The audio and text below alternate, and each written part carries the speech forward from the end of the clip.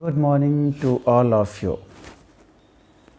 You are watching Bhaskar English 3.0। बच्चों, हिंदी के आज की इस कड़ी में मैंने आपको 12वीं के दिगंत भाग 2 के प्रथम चैप्टर बातचीत के महत्वपूर्ण ऑब्जेक्टिव क्वेश्चंस वस्तुनिष्ठ प्रश्नों का संग्रह करके आपके सामने प्रस्तुत करने जा रहा हूँ। बच्चों, इसे आप निश्चित रूप से अच्छी तरह से याद कर लेंगे।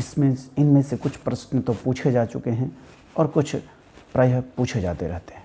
तो बच्चों, आइए आपको बातचीत, जिनके रचनाकार बालकृष्ण भट्ट साहब थे, उनके इस रचना से संबंधित VBI बहुत ही महत्वपूर्ण ऑब्जेक्टिव क्वेश्चन, बहुत ही महत्वपूर्ण वस्तुनिष्ठ प्रश्नों को हम लोग देखते हैं। सबसे पहले आइए बातचीत शीर्षक के निबंधकार या लेखक कौन है। आपको पहला प्रश्न प्रायः उसके समय लेखक से पूछे जाते हैं, कौन है लेखक, तो आप उत्तर देंगे बालकृष्ण भट्ट। क्या उत्तर देंगे?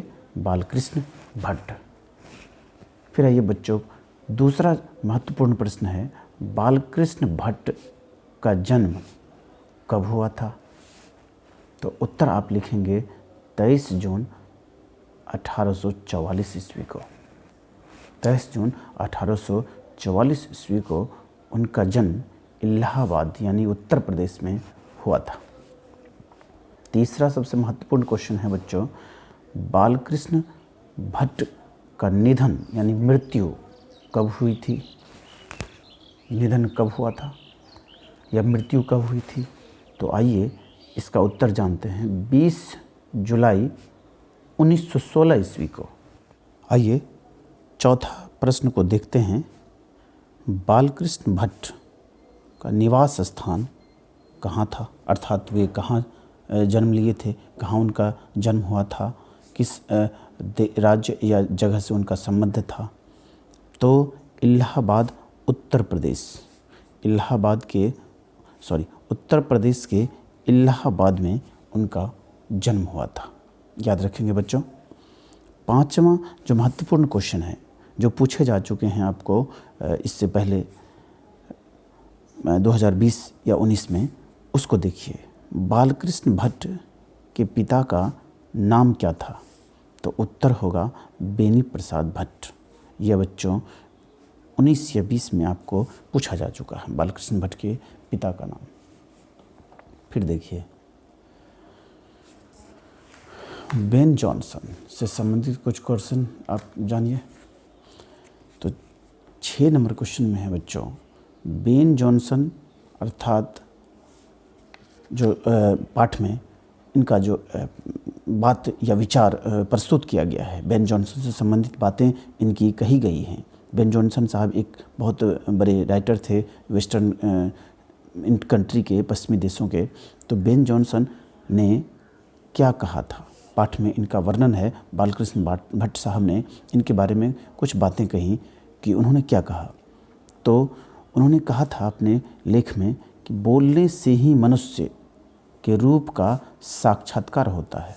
जब आदमी बोलता है, जब आदमी कुछ अपने आप में व्यक्त करता है, अपने बातों को दूसरों के सामने प्रकट करता है, तो उनका जो असली रूप है, उनके अंदर की जो छवि है, वह सामने आता है। बच्चों, इस प्रश्न का मतलब ये हुआ कि बेन जॉनसन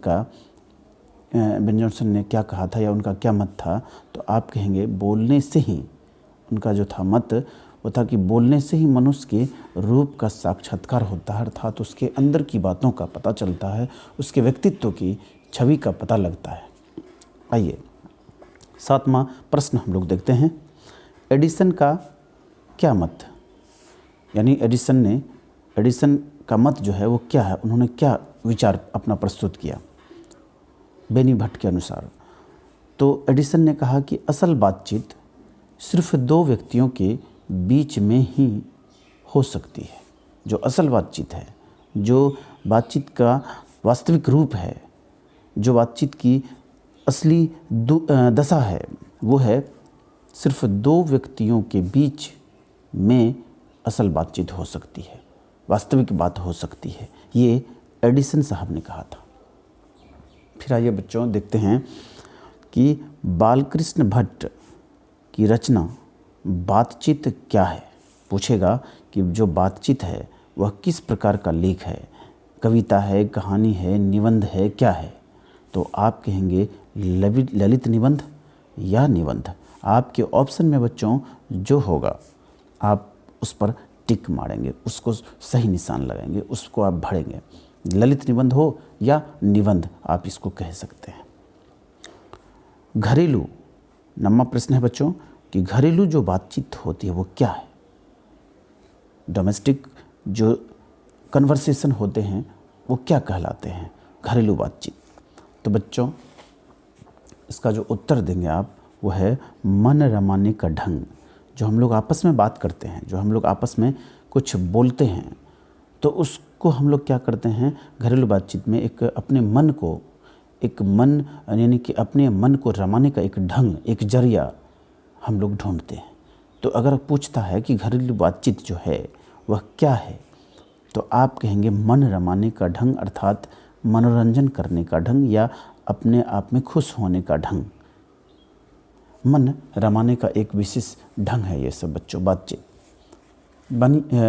जो है बेनी प्रसाद के अनुसार। आइए 10वां प्रश्न और सबसे महत्वपूर्ण प्रश्न लेते हैं कि चार से अधिक बातचीत क्या कही जाती है? जो हम लोग 4 से अधिक की बातचीत करते हैं, एक जो हम लोग क्या करते हैं, एक नहीं, दो नहीं, 3, 4, 5, 10, अगर हम 4 या 4 से अधिक लोग इकट्ठा होकर बातचीत करते हैं तो उसको बेनी प्रसाद भट्ट ने क्या कहा? तो उसको बेनी प्रसाद भट्ट ने कहा राम रमोवल, अर्थात मनोरंजन करने का ढंग या मनोरंजन करना, आपस में बातचीत करके मन खुश करना, एक दूसरे को प्रसन्न करना। 4 या 4 से अधिक बातचीत जो है लेखक ने कहा कि वो 4 या 4 से अधिक की बातचीत होती है तो वो राम रमोवल की बात होती है, मनोरंजन की बात होती है, हंसी मजाक की बात होती है और मन को खुश करने की बात होती है। आइए नेक्स्ट प्रश्न देखते हैं, 11वां प्रश्न। यूरोप के लोगों में डैश का हुनर है। तो यूरोप के लोगों में किस चीज़ का हुनर है? तो आप कहेंगे art of conversation. Art of conversation बातचीत, यानी यूरोप के लोगों में बातचीत को आर्ट ऑफ कन्वर्सेशन कहते हैं। तो यूरोप यानी कि पश्चिमी देशों में बातचीत करने के तरीका को, पश्चिमी देशों में बातचीत करने के ढंग को आर्ट ऑफ कन्वर्सेशन कहा गया।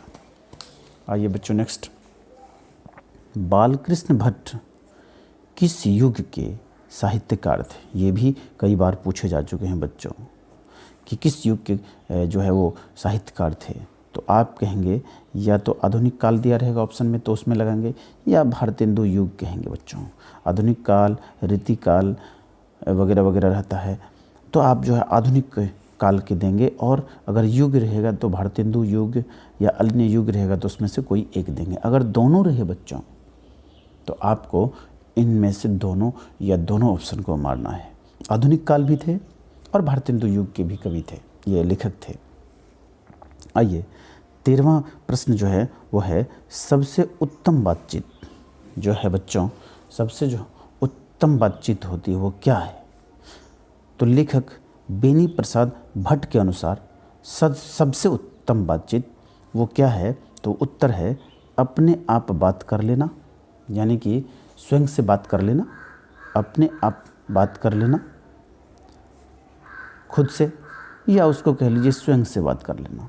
तो बेनी प्रसाद भट्ट ने खुद से बात कर लेना या स्वयं से बात कर लेने की प्रक्रिया को उन्होंने कहा बातचीत का सबसे उत्तम तरीका है। स्वयं से बात कर लेना या अपने आप से बातचीत कर लेना, ये बेनी प्रसाद भट्ट के अनुसार सबसे उत्तम बातचीत होती है।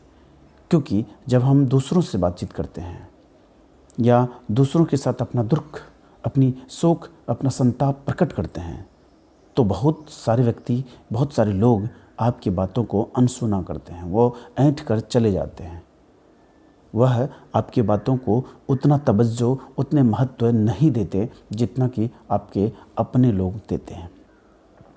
अतः आपको लेखक के अनुसार, बेनी प्रसाद भट्ट के अनुसार, कि जब बातचीत का सबसे उत्तम तरीका के विषय में पूछा जाए या कहा जाए या सोचा जाए तो वो है खुद से बात कर लेना, खुद से पूछ लेना कि आपने क्या किया है, क्या करना है, कहाँ जाना है, कहाँ गए हैं, इत्यादि इत्यादि चीज़ों पर आपको चिंतन करना, मनन करना। बच्चों, अंतिम क्वेश्चन हमने लिया है आपको, बालकृष्ण भट्ट जो थे उनकी माता का क्या नाम है? बालकृष्ण भट्ट की माता का नाम क्या था? तो आप कहेंगे पार्वती देवी। जो आज बस इतना ही। अंत में मैं सिर्फ इतना कहूँगा कि आप सिर्फ और सिर्फ बने रहिए, जितना पढ़ाया जाए उसको याद करते चलिए और जितना हम बताते हैं उसको एक बार ज़रूर देखिए, उसको घर पे रिवाइज़ कीजिए। अच्छे मार्क्स की गारंटी दूंगा, अच्छे मार्क्स लाने के लिए मैं आपके ऊपर एक विश्वास रखूँगा। आप जब तक रेगुलर प्रयास नहीं करेंगे तब तक अच्छे नंबरों से, अच्छे अंकों से आप पास नहीं करेंगे। बच्चों, जितना करवाया जा रहा है उतना बस आप रेगुलर करते जाइए। 1 महीने में देखेंगे आपका बहुत अच्छी तैयारी हो जाएगी, बहुत अच्छे से आपको नंबर आ जाएंगे। कैसे कैसे आपको लिखना, बस लिख करके आपको उसको प्रयास करना है, अभ्यास करना है। तो बस बच्चों, आज इतना ही। फिर हम नेक्स्ट वीडियो में, अगले वीडियो में मैं आपके सामने आपके लिए लाऊंगा नेक्स्ट टॉपिक पर आधारित क्वेश्चन या नेक्स्ट ऑब्जेक्टिव क्वेश्चन या लॉन्ग क्वेश्चन भी प्रयास करेंगे बच्चों। नहीं तो हम आपको लिखा हुआ नोट्स, लिखे हुए प्रश्नों का उत्तर आपको क्लास में प्रोवाइड कर देंगे। धन्यवाद बच्चों, बहुत बहुत। आज बस इतना ही।